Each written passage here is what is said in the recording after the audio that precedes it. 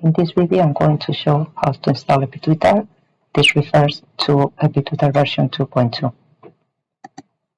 After installing all the pre-requirements as indicated in the epitweetr vignette or user documentation, you can open your RStudio and install epitweetr as any other packages. This will have to be done only once, or every time there's a new version of epitweetr, or in case you install a new version of R.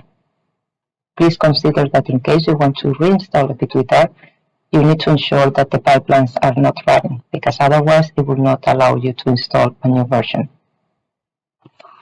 Once you have installed epitweetr, you can upload the package, and this will have to be done every time you open RStudio or you restart the session. And then you can launch the Shiny app with the function epitweetr app. You will need to select a folder in which epitweetr will save the data and produce all the different outputs that you will see in the Shiny app. I have created this folder, so I can copy the path and paste it here. Please consider that you will need to change the slash to // and then you can execute this line of code and the Shiny app will appear.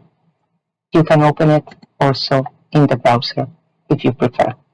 The functions would be the same. In this case, with the browser, you will have more flexibility if you want to increase, represent, or even if you want to print all of this. Even the epitweetr already has some functionalities to download different parts and the full report of this tab of the dashboard.